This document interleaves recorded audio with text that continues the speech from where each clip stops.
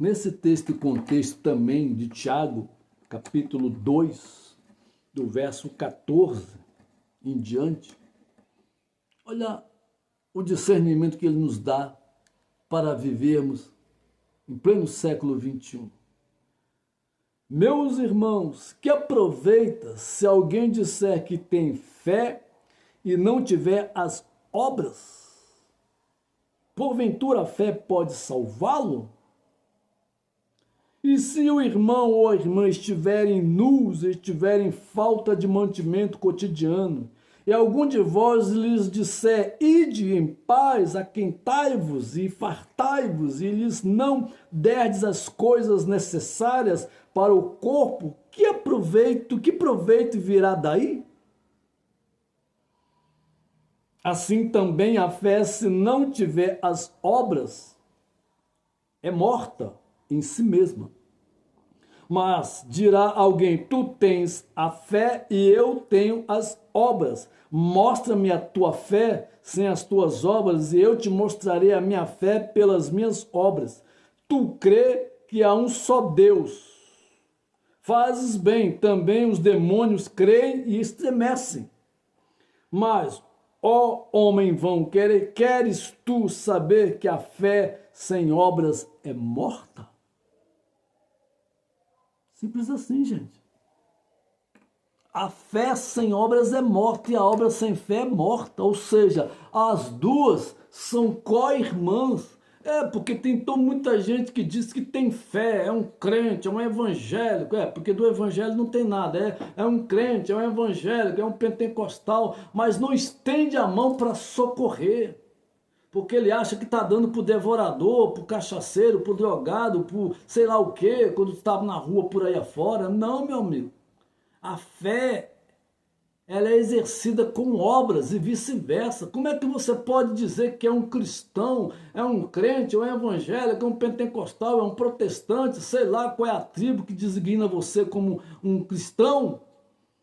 Aí você não socorre o pobre, o necessitado, a viúva, o órfão, e vai para a igreja dar glória a Deus e aleluia. Cara, isso é muita hipocrisia, você não acha não? Misericórdia, irmão. Você enche a conta bancária dessa galera e se esquece que do lado da sua casa tem uma viúva, tem um órfão, tem um necessitado. Complicado, hein?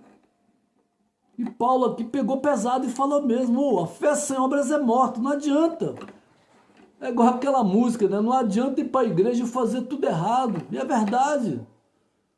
As pessoas estão usando a igreja como se fosse um ponto de idolatria. Ou seja, a igrejolatria. Se você não for para uma igreja no domingo, então, você não é cristão, você está desviado do evangelho. Pô, do evangelho não, dos evangélicos. Porque o evangelho é coisa muito fina e rara. O evangelho não te prende a nada, ele te dá liberdade de ir e vir, como que no artigo 5º da Constituinte Brasileira. Agora, se querem manipular você ao bel prazer das suas verdades, entre aspas, como diz lá em Colossenses capítulo 2, ninguém te julgue ao bel prazer daquilo que você come, que bebe, que veste, ou que faz, ou que toca. Todas essas coisas com uso têm desusos e cai no descaso do uso e não tem poder contra a sensualidade do corpo.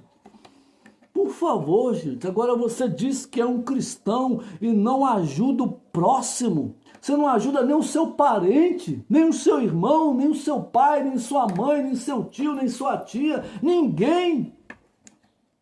Só está acumulando e está esquecendo. Faz isso não, varão, faz isso não, varoa.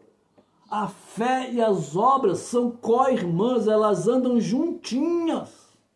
E se você começar a desenvolver a fé juntamente com a obra, você vai ver que coisas sobrenaturais, extraordinárias, vai acontecer na sua vida.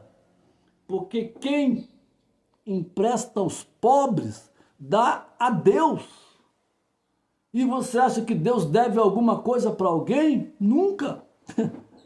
Por favor.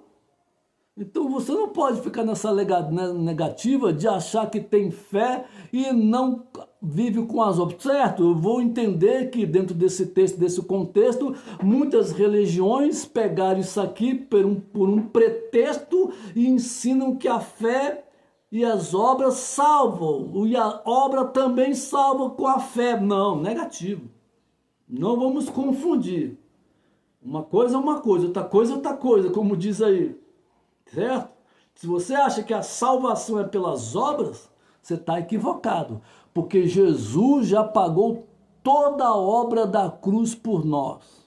Ele pagou toda a dívida que estava contra nós, segundo a lei mosaica, segundo o decálogo de Moisés. Pagou tudo na cruz. Ele falou no seu último brado: Pai, está pago.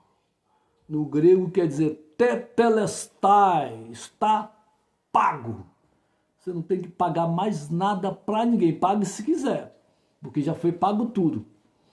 Jesus, Deus, o Espírito Santo não está te cobrando nada, não está te pedindo nada. Esse negócio de que Deus te mandou, Deus falou que você tem que dar o tudo, que você tem que dizimar do bruto, do líquido, tem que dar oferta, tem que ficar aí. Meu amado, minha amada, esquece. Isso é manipulação religiosa. Você já pensou se Deus, Jesus, o Espírito Santo, fosse cobrar de nós o ar que respiramos, o sol, a lua, as estrelas, a água, o mar, as praias, os alimentos, as frutas que nos dão, as árvores frutíferas que nos dão, aliás? Mas aí veio o homem e colocou o pedágio gospel. Uma vez eu estava dentro de uma igreja, se é que pode dizer assim, e esse homem ele é o presidente do ministério. E na mensagem dele da entrada para o ano, ele falou que nós temos que pagar tudo. Se você não pagar tudo, você não será abençoado. Jesus, eu não sei de onde ele tirou essa expressão. Eu não sei se foi pelo fato dele já estar com uma idade certa avançada e está ali meio que caducando na palavra. Mas, gente, isso não tem base exegética e hermenêutica nenhuma. Por que, pregador? Porque Jesus, no Evangelho de Lucas, capítulo 26, Jesus deu o último brado. Pai, está pago. Pagou tudo. Não temos que pagar nada não, meu irmão.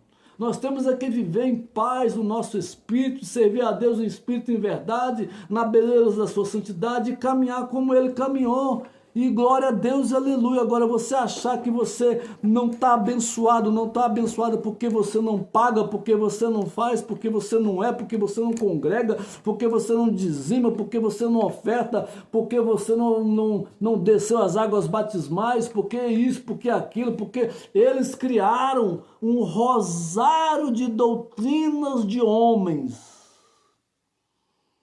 E o fim disso é escravidão religiosa. Mas em Efésios capítulo 2, verso 8 diz o quê?